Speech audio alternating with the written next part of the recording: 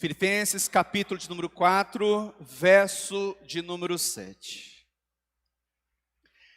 Olha o que aqui nos diz a palavra do nosso Deus. Os amados irmãos, acompanhem comigo a leitura do texto mencionado. E a paz de Deus, que excede todo entendimento, guardará o vosso coração e a vossa mente em Cristo Jesus. Este é o texto base da nossa exposição na noite de hoje. E em torno desse texto, falaremos pelos próximos 30 a 40 minutos. Que haja edificação espiritual, que haja mudança de vida, que haja mudança de comportamento. No último encontro em que nós estivemos juntos, o texto base da nossa exposição fora justamente o versículo anterior, versículo de número 6. Momento no qual eu e você pensamos a exposição do texto mencionado a partir da seguinte temática: ansiedade, a expressão de incredulidade quanto ao cuidado divino. Na base de toda expressão de ansiedade há uma incredulidade, há um desconforto, há uma falta de confiança no cuidado soberano daquele que tudo controla, daquele que tudo governa. Há determinadas manifestações de ansiedade que se fará necessário, inevitavelmente, o uso de remédios, da farmácia, da ciência, o uso de medicamentos, de receitas, de atendimentos médicos, de acompanhamento psiquiátrico ou coisas do tipo. Mas aqui eu e você temos o descortinar de alguns antídotos mencionados naquela noite em que nós estávamos expondo o versículo de número 6. A porta de entrada para aquilo que consta na altura do versículo de número 7. Naquela última exposição, vimos algumas verdades importantes. Primeira delas, a ansiedade, expressão de incredulidade, deve ser rejeitada. E uma das aplicações com base no versículo número 6, primeira parte, fora justamente esta: cuidado com o teu coração ansioso. Gary Collins, no livro Aconselhamento Cristão, disse que uma boa dose de ansiedade é bem-vinda, mas a ansiedade aqui condenada pelo apóstolo Paulo é aquela que é descontrolada, que rouba a nossa alegria, rouba a nossa moderação, rouba o nosso domínio próprio. Esse tipo de descontrole, esse tipo de preocupação exacerbada precisa ser rejeitada em todos nós. Vimos também, em segundo lugar, a ansiedade, expressão de incredulidade, deve ser tratada mediante o cultivo da oração. Versículo 6, segunda parte. E aqui nós temos de modo mais explícito o primeiro antídoto.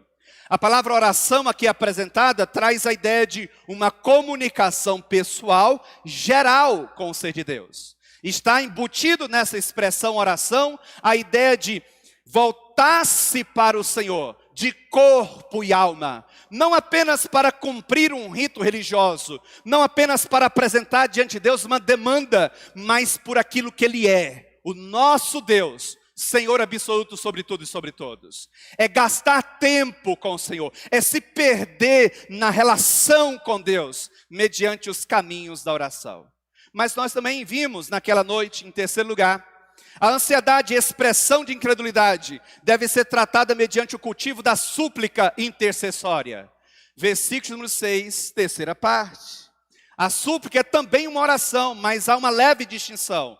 Enquanto que oração é uma comunicação pessoal geral com o Senhor Deus, na súplica nós temos a apresentação de determinadas demandas específicas diante do Senhor.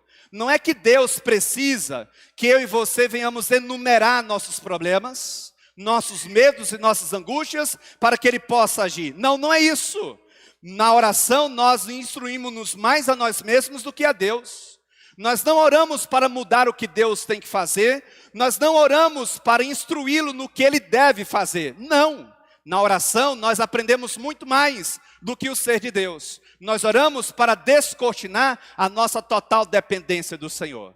E faz-se necessário que eu e você venhamos nominar os nossos problemas, sobretudo para nós mesmos. Às vezes nós estamos perdidos e não sabemos o que fazer, mesmo tendo todas as ferramentas à nossa disposição, porque nós não conseguimos ainda diagnosticar quais são os nossos reais problemas.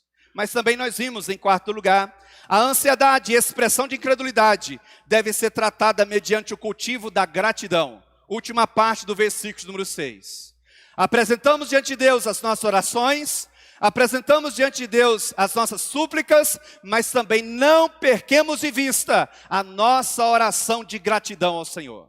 Em meio a todas as dificuldades da nossa vida, em meio a todos os muitos obstáculos enfrentados até aqui, certamente não nos faltará a boa mão do Senhor nos conduzindo, a boa mão do Senhor Deus nos guardando, acima de tudo, do nosso leviano coração. E agora na sequência eu e você nos deparamos com o versículo número 7. E o que eu e você temos no versículo número 7? O resultado daquilo que ele nos apresentara no versículo número 6. Se no versículo número 6 ele nos falara da ansiedade, dos antídotos para vencermos a ansiedade como expressão de incredulidade a Deus, no versículo número 7 nós temos os resultados, as consequências. E o que eu e você encontramos no versículo número 7? O apóstolo Paulo dando ênfase à paz, que não pode ser encontrada entre os homens, mas no Senhor Deus. E na medida em que eu e você mergulharmos no versículo número 7, algumas lições precisam ser apreendidas por todos nós. A primeira delas, a paz de Deus está associada a uma vida voltada para o Senhor. Isto é o resultado do que vimos no capítulo de número 6, ou melhor dizendo, no versículo número 6. É impossível experimentar desta verdadeira paz se nós estivermos desligados de uma comunhão genuína e verdadeira com aquele que deve ser o Senhor da nossa existência. Nós, na medida em que eu e você adentrarmos ao texto, também precisaremos ter em mente que a paz de Deus diz respeito àquela sensação interior de bem-estar que independe das circunstâncias externas, terrenas. Logo convém que eu venha ressaltar neste exato momento que esta paz só poderá ser experimentada por aqueles que estão verdadeiramente, genuinamente em Cristo Jesus. E esta junção com aquele que é o Deus redivivo não pode ser apenas de meras palavras. Precisa ser de fato e de verdade, para que eu e você possamos experimentar desta paz que não pode ser encontrada nos homens nesta esfera terrena. Mas também na medida em que eu e você adentrarmos ao texto, precisaremos ter em mente que a paz em destaque não significa ausência de lutas ou conflitos. Nesta esfera de vida, o que não vai nos faltar são desafios, adversidades, tristezas, angústias, intempéries. O que não vai nos faltar também é a boa mão do Senhor Deus nos guardando e nos protegendo. No exercício desse cuidado de Deus, eu e você iremos nos deparar com esta paz que excede todo entendimento. Não significa dizer que aqueles que estão em Cristo Jesus, a partir de então, terão uma vida tranquila. Tudo aquilo que intentarem fazer, vão conseguir realizar. Mas certamente, porque estão em Cristo Jesus, terão uma ajuda extra para lidarem ou enfrentarem os dilemas deste tempo que eu e você denominamos como tempo presente. Os dilemas que marcam a nossa existência. Movidos por estas verdades, eu não posso pensar esse texto a partir de outra temática, a não ser esta. A paz de Deus, o resultado de uma vida voltada para o Senhor. E à luz do versículo número 7, algumas verdades importantes que eu e você precisamos apreender, cravar em nossa mente, a ponto de reger as obras das nossas mãos, o trilhar dos nossos passos. A primeira verdade destacada na noite de hoje: a paz de Deus, resultado de uma vida voltada para o Senhor, excede todo entendimento. Pergunta, onde é que está isso no texto? Versículo número 7, primeira parte. Mente cativa às Sagradas Escrituras. Olha o que diz o apóstolo Paulo. E a paz de Deus, que excede todo o entendimento. Pergunta, o que significa paz? Se eu e você procurarmos em um dicionário qualquer, Lá eu e você iremos encontrar os seguintes significados: ausência de conflitos, de problemas, de violência. Também eu e você, a depender do dicionário que eu e você tivermos em mão, lá nós iremos encontrar para o significado de paz, acordo, concórdia, tranquilidade. Só que uma coisa é a definição de paz nos moldes dos nossos dicionários. E outra coisa é a definição de paz nos moldes das Sagradas Escrituras. Uma coisa é eu e você pensarmos paz segundo os homens. E outra coisa é eu e você pensarmos paz segundo Deus. Segundo os homens, nós já vimos a ausência de conflitos, de guerras, de lutas, de adversidades, concórdia, tranquilidade, acordo e coisas do tipo. Mas segundo as Escrituras, quando eu e você pensamos paz, à luz do texto bíblico, eu e você nos deparamos com aquela sensação de bem-estar individual, pessoal, interior, que independe das circunstâncias externas. Tem como ser mais claro? O mundo pode estar desabando sobre a nossa cabeça. Tudo ao nosso redor pode estar remando não a nosso favor, mas contra nós. E ainda assim será possível experimentar desta paz. Mais precisamente, diz respeito a uma profunda tranquilidade e segurança interior, que independe daquilo que está no nosso mundo externo. Depende basicamente do que então, pastor? Da nossa vida totalmente voltada para o Senhor Deus. E aqueles que talvez na noite de hoje encontram-se divididos entre o mundo e os seus prazeres, e a fé cristã, a vida em Deus, a vida em Cristo Jesus, convém que eu traga a seguinte ressalva: você, desta forma, jamais poderá experimentar da paz aqui anunciada pelo apóstolo Paulo. Esta paz apontada por Paulo só poderá ser experimentada por aqueles que têm uma vida totalmente voltada para Cristo Jesus.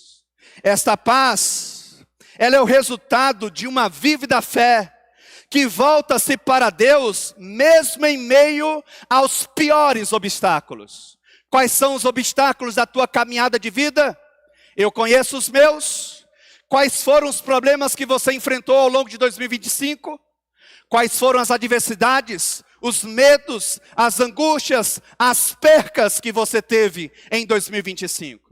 A verdade, meus amados irmãos, é que nós podemos perder tudo ao nosso redor, mas se tem uma coisa que eu e você não podemos abrir mão, é da nossa paz com Deus.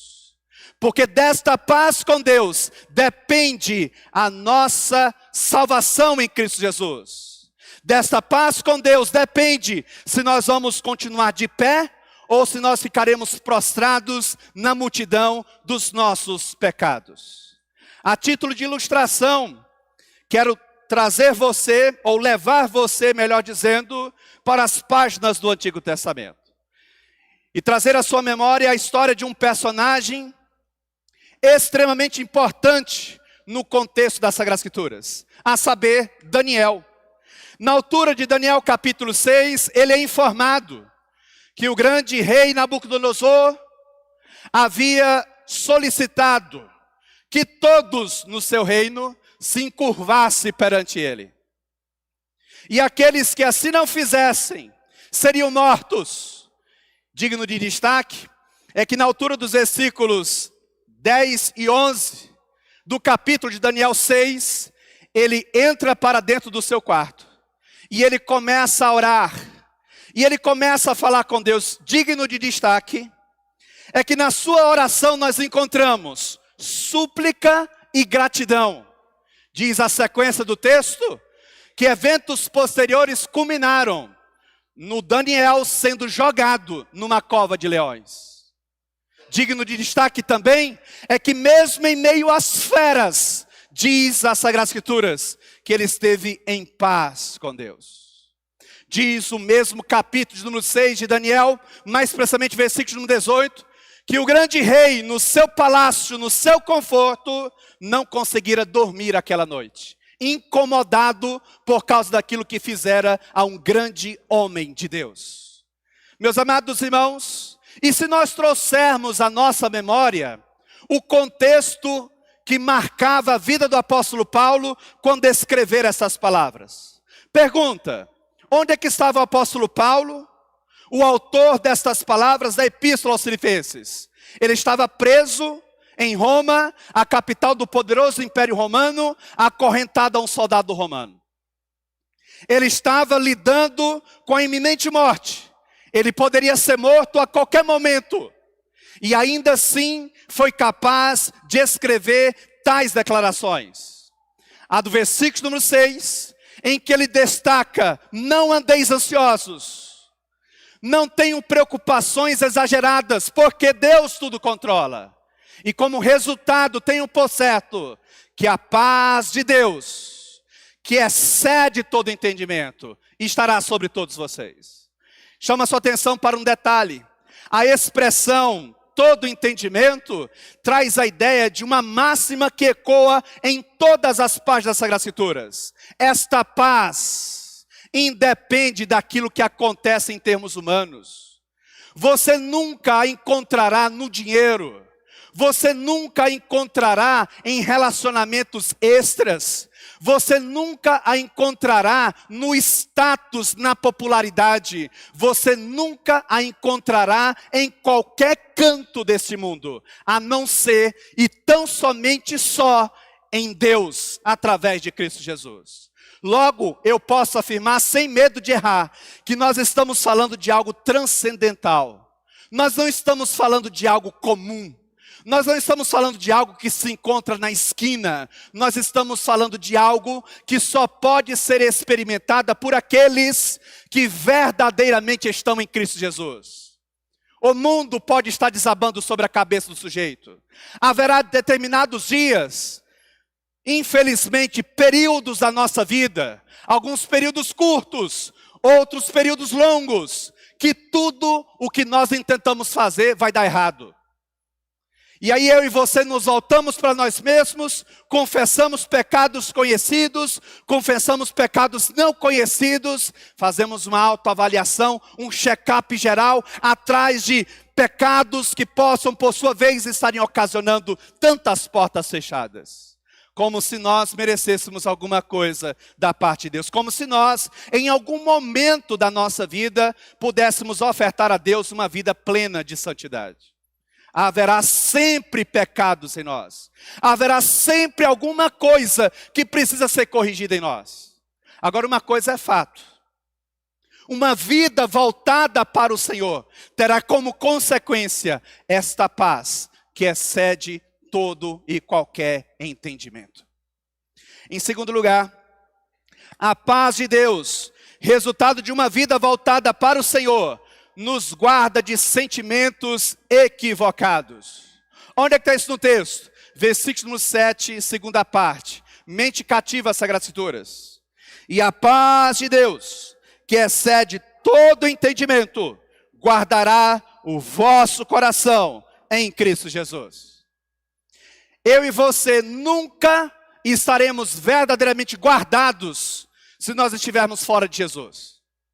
Só existirá proteção para todos nós. O nosso guardar se mostrará no seu sentido mais pleno se nós estivermos ligados a Cristo Jesus. E pastor, como é que eu sei que eu estou ligado à pessoa de Cristo Jesus? Você se parece com Cristo? As pessoas que convivem com você diariamente, ao te ouvirem, ao te sentirem, ao desfrutarem da tua comunhão, lembram-se de Cristo ou não? Se aí no seu íntimo você está dizendo: pastor, eu devo confessar que eu não sei se as pessoas, ao se relacionarem comigo, lembram-se de Cristo. Isto é uma prova explícita de que você não está em Cristo. E se tu queres um conselho neste último domingo, último culto de 2025, é este: não repita os mesmos erros de 2025 em 2026. Deus está nos dando mais um ano de vida, mais uma chance. E o que é interessante é que mais cedo ou mais tarde, eu e você teremos a última chance. E o que é mais interessante é que eu e você nunca saberemos qual será a última. E porque nós não sabemos, eu e você não temos tempo a perder. É hoje, é agora, é nesse exato momento, o nosso voltar-se verdadeiramente para o Senhor. E aí eu chamo a sua atenção para um detalhe. Provérbios 4, 23, diz-nos o seguinte: sobre tudo que se deve guardar, guarda o coração, porque dele procedem as fontes da vida. Nas Sagradas Escrituras, coração e mente são termos intercambiáveis. O que se diz sobre um, se diz sobre o outro. Mas aqui, na altura do versículo 7, alguns comentaristas fazem uma singela distinção. Mais precisamente, ao abordar a expressão coração aqui, tem-se em mente, na perspectiva de alguns comentaristas, sentimentos equivocados. Pergunta: quais são os exemplos de sentimentos? É possível enumerá-los? Eu tenho aqui alguns: alegria, tristeza, raiva, medo, surpresa, nojo e outros mais avançados, gratidão, inveja, ciúme, saudade, solidão, amor, esperança, tédio, ansiedade, confiança e admiração. Apenas para citar alguns poucos sentimentos que perambulam o nosso coração. Várias sensações brotam destes sentimentos. Sensações positivas, felicidade, carinho. Sensações negativas, angústia, frustração. Sensações neutras, calma, curiosidade. Paulo está a dizer: só tem um jeito de nós sermos guardados das sensações, dos sentimentos malignos, equivocados, em Cristo Jesus. Eu e você precisamos de Cristo Jesus em nossa vida. A paz de Deus, resultado de uma vida voltada para o Senhor, nos guarda de sentimentos equivocados. Quais são os sentimentos equivocados que perambulam sobre a sua mente? Sobre os seus sentimentos, quais? Quais aqueles que, de alguma forma, perambulam a sua imaginação, perambulam o seu coração? Tenha por certo de que sentimentos equivocados podem nos afundar na lama da frustração, podem nos afundar em certas circunstâncias, as quais, sem a misericórdia de Deus, jamais conseguiremos sair. Independentemente do apoio, independentemente do suporte, independentemente do abrigo, a qual eu e você poderemos encontrar em amizades, em familiares. Sem Deus, sem Cristo, há determinadas circunstâncias da nossa vida que jamais conseguiremos nos libertar. A verdade, meus amados irmãos, da qual eu e você não podemos nos esquivar, é que em toda e qualquer circunstância, Deus sempre estará presente. Mas há determinadas situações em que Deus usa um amigo, há determinadas situações em que Deus usa um conhecido distante, há determinadas situações em que Deus vai usar um irmão da fé, há determinadas situações em que Deus vai usar um ímpio, mas há outras situações que vai ser somente eu e o Senhor, você e Deus. A paz de Deus, resultado de uma vida voltada para o Senhor, nos guarda de sentimentos equivocados. Quais são os sentimentos equivocados que permeiam o seu imaginário?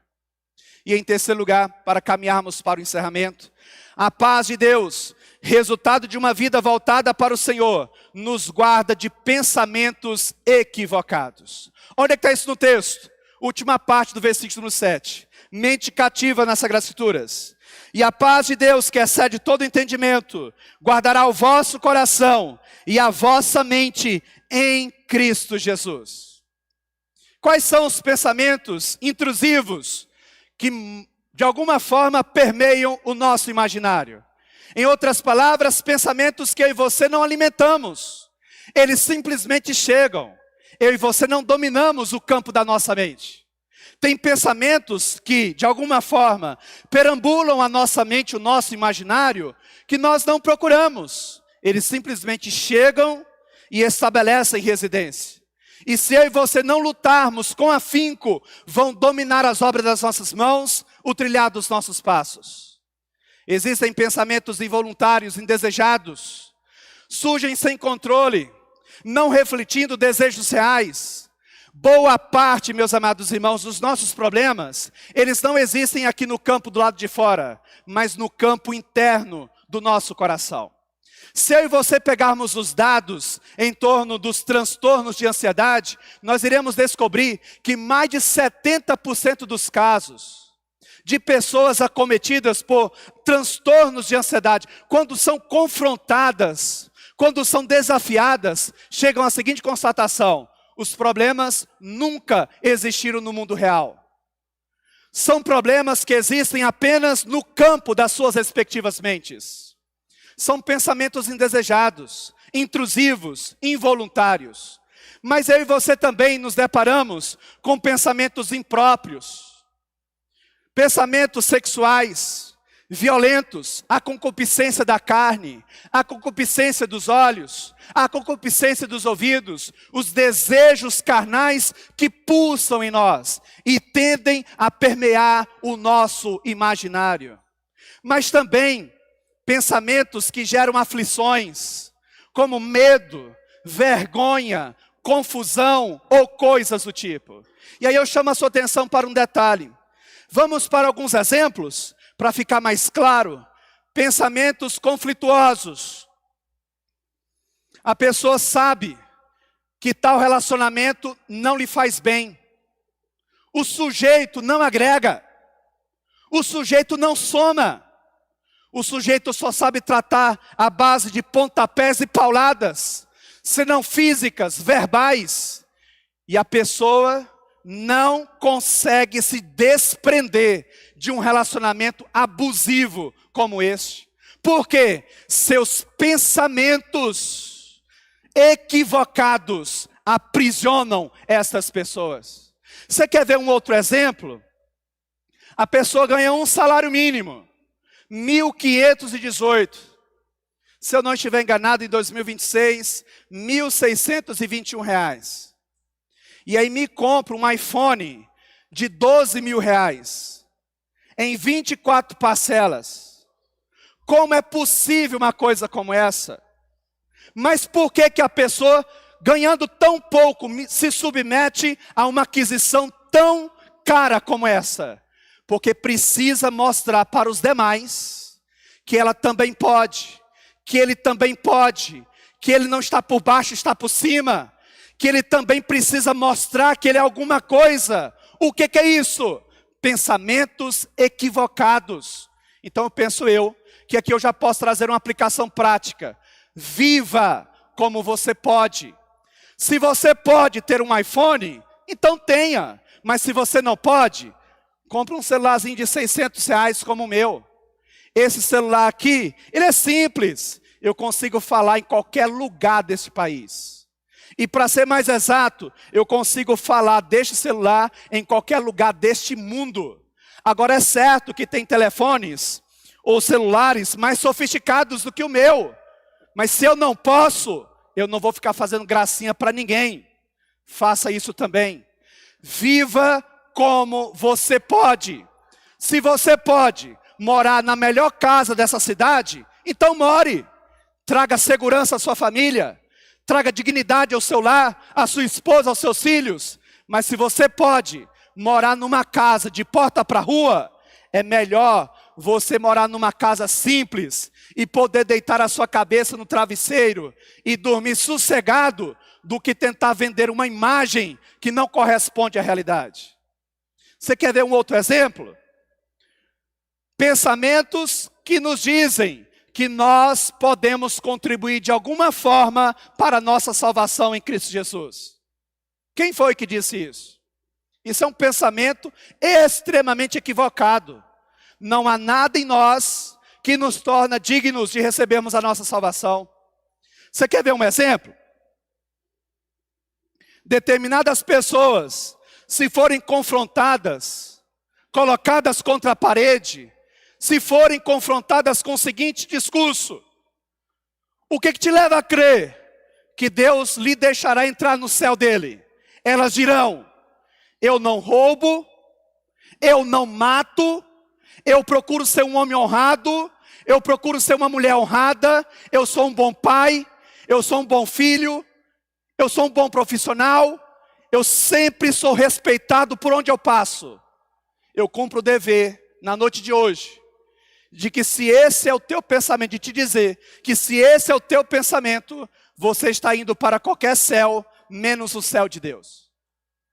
Você e eu nós não iremos para o céu de Deus, porque fomos bons pais, bons filhos, bons maridos, bons profissionais, porque nós tivemos boa reputação das pessoas próximas a nós. Não. Por que então vamos para o céu de Deus? Por causa de Cristo Jesus. Pergunta: em que está firmada a tua salvação? Se a tua salvação estiver firmada nas tuas boas obras, porque você ajuda muitas pessoas necessitadas, porque você é muito dado à assistência. Se você firma a tua salvação nas tuas boas obras e nas obras de Cristo, você ainda não foi salvo. Agora, se você reconhece que não há nada em você que te torna digno de ser salvo, somente as obras de Cristo, você é salvo. Você está salvo. Você está sendo salvo. A paz de Deus, resultado de uma vida voltada para o Senhor, nos guarda de pensamentos equivocados. Qual foi o tema da exposição na noite de hoje? A paz de Deus, o resultado de uma vida voltada para o Senhor. 3 importantes lições foram apontadas. A primeira delas: a paz de Deus, resultado de uma vida voltada para o Senhor, excede todo entendimento. Segundo lugar, a paz de Deus, resultado de uma vida voltada para o Senhor, nos guarda de sentimentos equivocados. E em terceiro lugar, a paz de Deus, resultado de uma vida voltada para o Senhor, nos guarda de pensamentos equivocados. Pastor, eu entendi, mas em termos de aplicação prática, o que resta para a nossa vida? Eu tenho aqui 3 aplicações práticas para a sua vida. A primeira delas, e essas aplicações visam sintetizar toda a exposição, bem como amarrar as pontas soltas. A primeira aplicação prática para todos nós: a verdadeira paz só pode ser encontrada em Deus através de Cristo Jesus. Por que o mundo está da forma como está? Por que existem tantas igrejas doentes nos nossos dias? Por que existem tantas igrejas, parafraseando João, o apóstolo do amor, em Apocalipse capítulo 2, que são mais sinagogas de Satanás do que igrejas de Deus verdadeiramente? Porque anunciam uma paz, uma sensação de bem-estar interior desassociada de Cristo Jesus. Você nunca vai se sentir satisfeito, seguro, verdadeiramente seguro, estando fincado nas coisas deste mundo. Sempre haverá no seu coração um vazio assolador. Só existe um jeito de eu e você, de nós, encontrarmos esta verdadeira paz: nos voltando totalmente para Deus em Cristo Jesus. Em segundo lugar, a paz que excede todo entendimento é uma oferta de Deus aos homens. E isso não significa a ausência de lutas ou conflitos, mas em meio às muitas lutas, a sensação de bem-estar. Tentando ser mais claro, o mundo pode estar desabando sobre a nossa cabeça. Tudo pode estar dando errado.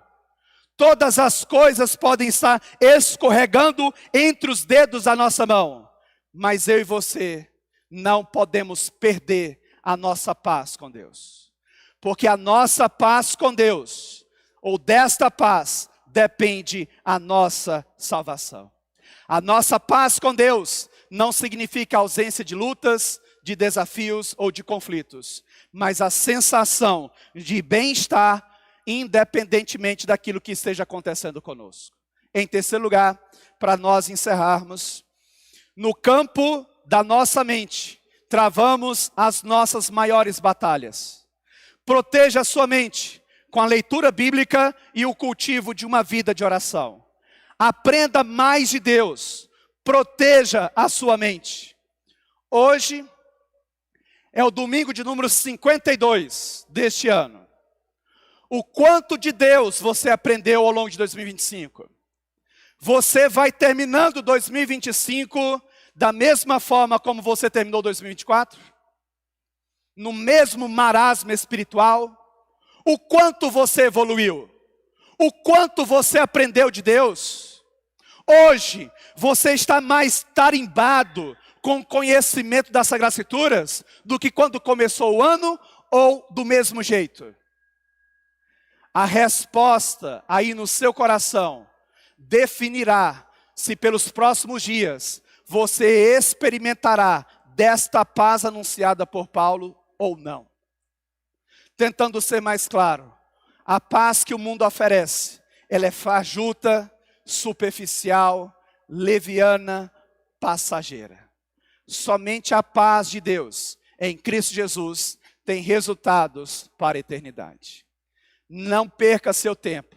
O tempo urge. Eu falava minutos antes do culto começar. Parece que foi ontem que eu cheguei aqui e tive a minha primeira oportunidade para falar a esta igreja como pastor oficial neste trabalho. 31 de dezembro do ano passado. Já se foi quase um ano. Parece que foi ontem. Eu me lembro da cena, eu me lembro da pregação, eu me lembro de bons rostos presentes, eu me lembro do contexto. Já se foi um ano.